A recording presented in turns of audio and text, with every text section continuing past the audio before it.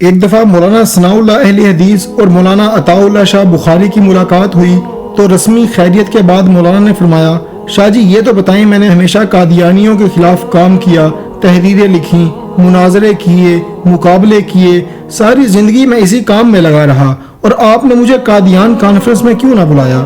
مجھے اس بات کا افسوس ہے کہ آپ نے میری خدمت کا لحاظ نہ کیا اور اس قدر بے توجہی برتی۔ بات ان کی بڑی معقول تھی۔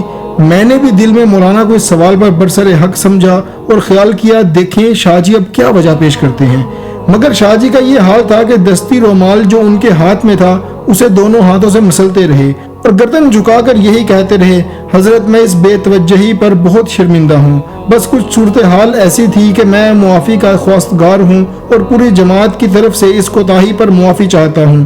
آپ ہمارے بزرگ ہیں، اس غلطی کو نظر انداز فرمائیں، بس ہم سے بھول ہو گئی، حضرت آپ بڑے ہیں، آپ ہمارے بزرگ ہیں، معاف فرما دیں۔ اس بار بار معافی کی التجا پر حضرت مولانا کے چہرہ پر کبیدگی کی سلوٹیں کھلتی چلی گئیں اور آخر چہرے پر طمانینت اور سکون اور انبساط کی لہر دوڑ گئی۔ شاہ جی نے رخصت چاہی، دونوں بزرگ کشادہ پیشانی سے بغل گیر ہوئے اور شاہ جی واپس ہو لیے۔ واپسی پر میں شاہ جی کے ساتھ تانگے میں بیٹھ گیا اور میں نے کہا، شاہ جی اصل راز کا مجھے اب پتہ چلا، مگر واقعی مجلس احرار سے بڑی چوک ہو گئی کہ مولانا جیسے مشہور عالم شخص کو قادیان میں نہ بلایا۔ اب میرے اس سوال پر شاہ جی نے فرمایا، امین گیلانی بات یہ نہیں ہے کہ ہم مولانا کو بھول گئے تھے، بلکہ اصل واقعہ اور ہے۔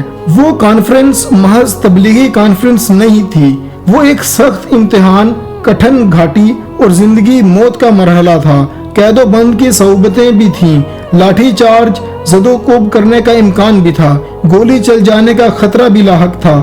قادیان میں کانفرنس تو دشمن کے قلعہ پر نہتوں کے حملے کے مترادف تھی۔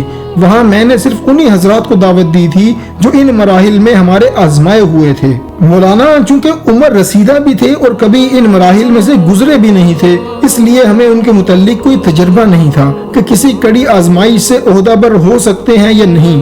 بے شک مولانا کی قابل قدر خدمات اور مناظرانہ صلاحیتوں کا ہمیں اعتراف ہے، مگر ہمارا رستہ خطرناک رستہ تھا۔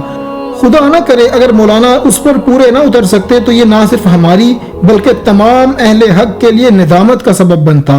اسی لیے احتیاط اسی میں دیکھی کہ مولانا کو ایسے موقع پر تکلیف نہ دی جائے، مگر میں ایسی بات اب انہیں منہ پر تو نہیں کہہ سکتا تھا نا، وہ ہمارے بزرگ ہیں، عالم دین ہیں، بہرحال ہمیں ان کا ادب ملحوظ ہے، اسی لیے معافی مانگ کر ان کو راضی کر لیا۔